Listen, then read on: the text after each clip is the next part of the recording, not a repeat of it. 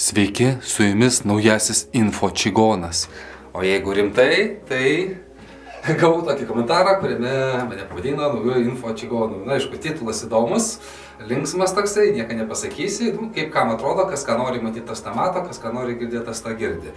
Tiesiog dalinuosi savo patirtim, kažko labai nieko nereklamuoju, tai spręskit jum. Tiesiog tai yra mano, kaip sakant, bandymai, eksperimentai, domėjimasis ir panašiai, kuo ir dalinuosi su jumis. Ir tikrai nieko neperšu, todėl galvokit kaip norit, o jeigu kam įdomu ir norit paklausyti, pažiūrėti, tai visada mielai kviečiu. Taigi, apie investavimą, o tiksliau sakant, apie investavimo problemą, kodėl daugeliu nesigauna sėkmingai investuoti, kodėl susiduriam su problemom, tai vat norėčiau labiau pagvildenti šiandien šitą temą.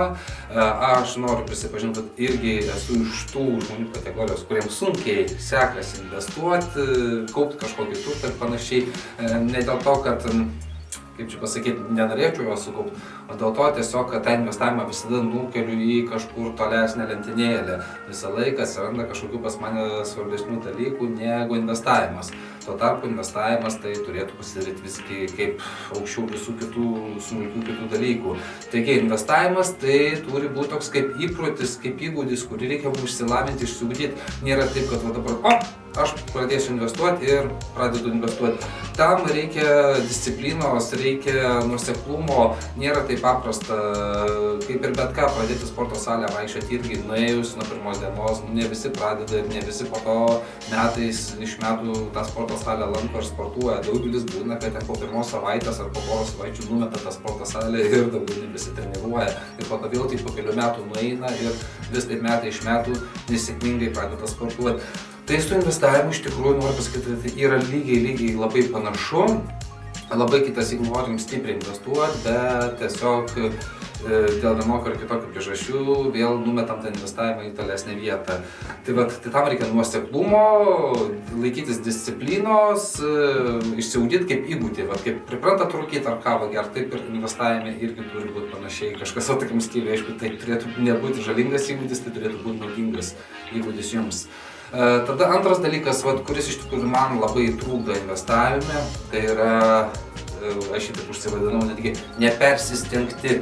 Tai toks žodis, nepersistengimas. Mano žodžiu, daugelis, kai norim pradėti investuoti, kažkokį kapitalą kaupti, mes labai dažnais atvejais persistengiam, po pasekoj labai perdegam ir vėl užmetam tą investavimą. O yra tas nepersistengti, mintį turiu, kad nereikėtų ten, kaip kiti būna irgi rekomenduoja, jom reikėtų pradėti atsidėti 10% ten nuo uždarbio į investicijas. Neretai noriu pasakyti, kad tie 10% rodo į nedidelį nuo 100%, bet keli mėnesiai iš eilės atsidėti po 10% nuo savo pajamų, tai yra gan sudėtingas reikalas. Iš tikrųjų reikėtų pradėti net pradžioj pirmais mėnesiais nuo mažesnių sumų, nes kame esmė, atrodo, kad ir suma ta 10% nedidelį, bet tu būni pripratęs, tarkim, jeigu netaupydavai, neinvestuodavai, jų ir neturėti, tai yra tu juos vis tiek kažkur išleisdavai. O dabar gaunas, kad pas tave toks atsiranda kaip ir finansų vakuumas, nes tu 10% atsidedi investicijas, o nebegali savo poreikių išpildyti taip, kaip buvo prieš tai, kas buvo formuota ilgus metus, daug laiko ir tu buvai pripratęs tą sumą išsileisti. O dabar gaunas, kad tau staigiai atsiranda finansuose ant 10% mažiau ir ne visi sugeba tai išlaikyti. Tai todėl rekomenduočiau investavimą pradėti ir bandyti ne nuo 10, o nuo kokių 5%, kad tai būtų neapčiuopiama, nedidelė suma, kurios sumažėjimo kas mėnesį jūs nepajaustumėt. Nes jeigu jūs tik vieną mėnesį daug investavot, kitą mėnesį daug investavot, trečią mėnesį daug investavot, iš to investavimo jūs dar pirmais mėnesiais, kadangi tai nedidelė suma, jūs kaip ir pajamų grįžtančių realių didelių neapčiuopsit, nes tai bus vis tiek tik keli šimtai investicijų ir negeneruos didelės grąžos, ko pasekoje jūs negausit to didesnio pasitenkinimo iš tų investicijų. O atidėta suma atrodys gan jau nemažai investicijom, o jums jos jau per keletą mėnesių gausis kaip ir trūkumas ir jūs jau jausite kažkur stygių, kažkur mažiau čia valgėt, kelis mėnesius mažiau ten kažkur išlaidavot, į kiną kelis kartus nenuėjot, benziną teko mažiau užsipilt ir tas labai jaučiasi iš tikrųjų. Ir neretu atveju tada irgi žmogus nusispjauna, pasiema tos kelis šimtus eurų ir sako, žinot ką, čia nepritaupysi, nepriinvestuosi, keli šimtai eurų, nei čia investicija, nei čia ką, aš čia turėjau taupyti. Tai iš tikrųjų irgi toks būna tas persistengimas. Ypač dar būna netgi blogai, kai žmonės puola, čia dažnai net mano atveju būna, tarkim, gauni algą, o paėmė ne 10%, o iškart 20% kokiu. Ir vieną mėnesį 20%, kitą mėnesį 20%, atrodo, jau nemaža suma iš tikrųjų. Bet tai yra labai didelis trūkumas iš tų visų apyvartinių pinigų, ko pasiekoja gaunas, kad tu pradedi vėl iš tų investicijų tuos pinigus pabiškai įsiminėti, nes tiesiog persistengiai per didelį sumą iškart puolį investuoti. Kaip ir minėjau, todėl geriau yra ne persistengti, o geriau pradėti nuo mažesnių, kad jų ir nepajustum, kad kažkaip tu jas investicijas išleidai idėjai, bet ir nesuprastėtų kasdienė buitis. O to eigoje tada geriau galima mąstyti, kaip kažkur kažką optimizuoti, kad tų pinigų mažiau išleisti ir per kitą prizmę tuos pinigus sutaupyti, o ne iš investicijų sąskaitos. Tada yra trečias dalykas, tai yra baimės jausmas. Neretas, kuris nesusidūrė su taupimu, su investavimu, tai neretas žmogus mato visur įvairias pseudo baimės. Aš nesakau, yra tų baimių, yra visokių sistemų, yra piramidžių ir taip toliau, kur žmonės tikrai praranda pinigus ir taip toliau. Bet nereta dalis bijodami prarasti net ir tuos 50 eurų kažkokių, kur tai nėra kažkokie pinigai. Net neišbando įvairių sistemų, gailėdami net tų elementarių 50 ar 100 eurų praradimų. Tai čia irgi iš dalies ta didelė baimė yra pas daugelį žmonių, kad aš nežinau, nesidomėjau, čia baimė, čia pinigus iš manęs greičiausiai išvilios ir taip toliau. Tai žmonės bijodami net elementarių ten kelių dešimčių eurų praradimo, jie taip ir nepradeda ir net neišsibando ir net nesurizikuoja. Tai aišku, rizikuoti visur reikia, kaip sakau, su protu, reikia biškį pasidomėti, reikia pasiklausinėti, pasiskaityti keletą knygų, pasižiūrėti biškį YouTube, dabar pilna investicinio raštingumo visokių video, kur gali tikrai pasižiūrėti apie akcijas, apie obligacijas, apie fondus įvairius, apie įvairias investavimo platformas. Tikrai tos medžiagos dabar tiek, ne taip tais laikais prieš 10 metų, kai man būtų buvę reikėjo domėtis. O dabar tos medžiagos tikrai pilna. Tai mažiau baimės, truputėlį drąsos ir nebijokit kitąsyk ten kažkur ir prarasti 20-30 eurų bebandydami. Iš savo klaidų irgi mokomės. Todėl išmokta klaida yra labai naudingas irgi dalykas. Tada tikslas. Yra irgi toks dalykas, kad mes dažnai investavimo neapsibrėžiam kaip tikslo. Arba apsibrėžiam kaip tikslų, bet pasiekti kažkokiam kitam tikslui. Tarkim, aš dabar painvestuosiu, kad susikaupčiau akcijomis tam tikrą sumą, bet pradinio namo įnašui tenai. Ir tarkim, tau reikia 10 000 susikaupti. Taip, ir žmogus per porą metų, pirkdamas akcijas, susitaupo tos 10 000 investicijom ir tada, aišku, kai tą sumą pasiekia, atranda kažkokį būstą ir jisai valio, viskas perku, investicijas išsiemu, tuos 10 000 išsigryninu pinigus ir viskas perku namą. Tai čia irgi kaip ir viskas yra gerai, praktiškai vos negeriau, ne kad būtų kažkur kojiniai tenai ar pagalbėti pinigai infliacijos valdomi ir panašiai, tai irgi gal visai neblogas dalykas yra.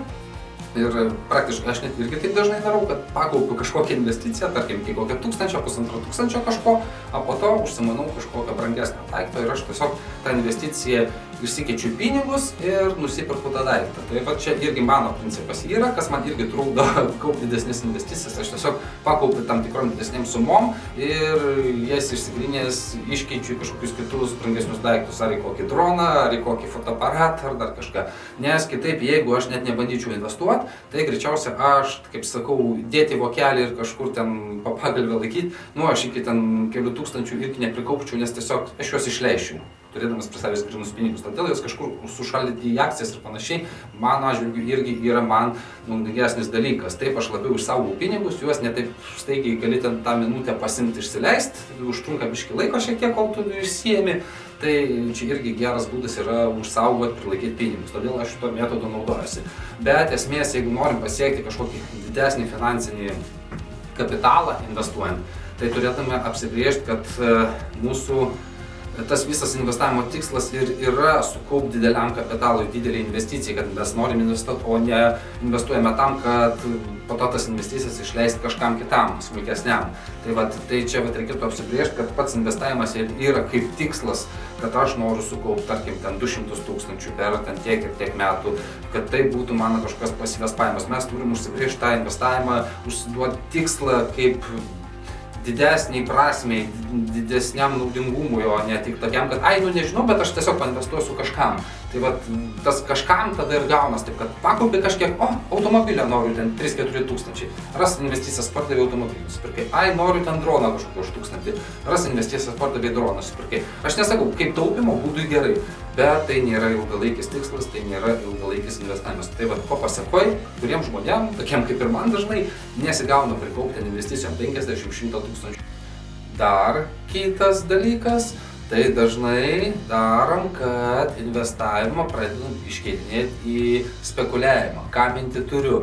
Dažnai būna, kad iš pradžių pradedam investuoti į patikimus šaltinius, kaip akcijos, obligacijos ir panašiai, bet per kiek laiko pradedam siekti didesnios grąžos, didesnio pelningumo, todėl neretai, kad normalias užtikrintas investicijas pradedam iškeitinėti į spekuliacinės. Tai yra visokias piramidės, į visokias kriptovaliutas ir taip toliau, kur yra daug didesni svyravimai, daug didesnė tikimybė apgaulė ir taip toliau. Atsiminkit, kad normalios garantuotos investicijos, tokios kaip akcijos, obligacijos, nežada 2-3 pelnų greitų metų. Nesakau, gali būti variantų, kai kurios akcijos staigiai pabrangsta, iškyla ir taip toliau. Tai yra irgi normalūs rinkos dėsniai ir tai būna, kad metų bėgiai akcija gali išbrangti kelis kartus.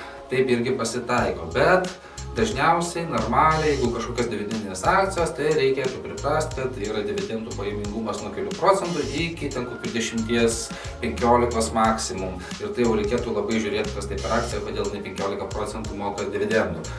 O taip kokie 5-6-7 procentai čia yra dividendų kažkur procento vidurkis ir tai yra skaitosi normali, tokia kaip ir saugi akcijų dividendų mokamų riba ir panašiai. Taip pat, o neretai, kad būna taip, kad pradedam vietą investavimo užsiimti spekuliavimu. Taip pat, jokių būdų, meskit spekuliavimą lauk, užsiimkit rimtų saugių investavimų, o spekuliavimą, kaip sakant, linkėčiau atsisakyti, arba jeigu spekuliuoti labai nedideliam sumom ir tos spekuliacijos neturėtų kenkti jūsų pagrindiniam investavimui. Tai yra, jūs neturėtumėt pradėti iš savo investicijų ištraukinėti lėšas tam, kad galėtumėt spekuliuoti. Nes neretai būna, kad kaupi saugiai, o po to pradedi taškytis, permetinėt lėšas į visai nesaugius būdus, nesaugius investavimo į visokias piramidės, kur, kaip sakant, jau gaunasi loterija ir tai žaidybas. O loterija, kaip ir žinom, loterija, ne veltui yra posakis, kad loterija laimi ne žaidėjas, o kazino savininkas. Todėl investuokit iš lėto, užtikrintai ramiai, kad ir net su tokiu pelningumu, negu užsiimti spekuliacijom. Aš puikiai šitas spragas matau, bandau su jomis kovoti, tikiuosi ateityje pasiseks geriau, nes visgi metai iš metų tu apmastai savo galvoje, ką tu blogai darai, kodėl tau nesiseka, padarai išvadas. Ir dabar tas išvadas gan esu apmastęs rimtai, tai bandysiu siekti kažkokių geresnių, aukštesnių rezultatų, ko pasekoju ir darau šitos video, kuriu savo kanalą ir bandysiu tiesiog irgi, kaip sakant, nuo nulio pasikelt portfelį, kurį ir dabar demonstruoju. Tai vat, kai turėsiu kažkokią grįžną pinigą, tai jį dėsiu į investicijas ir tai bandysiu didinti akcijų portfelį, nes norisi dar, kad po keletos metų aš turėčiau kažkokį apčiuopiamą kapitalą, apčiuopiamą kaupimo tikslą visame tame investavime. Tai va, toks mano video, nežinau, ar jūs kažkas save radote šituose išvardintuose dalykuose, ar pastebite irgi tas pačias spragas, kurias aš čia išvardinau, kurios jums trukdo investuoti, siekti savo tikslų, ar irgi taip pat mėgstate po to išleisti tos pinigus, kaip ir aš dažnai taip darau. Taigi, spaudžiam laiką, spaudžiam pažymoti kanalą ir laukiam sekančių video. Ir taip pat rašykit komentarę, kokios jūsų silpnosios spragos investavime, kas dar pas jūs investavime yra negerai. Taigi, iki.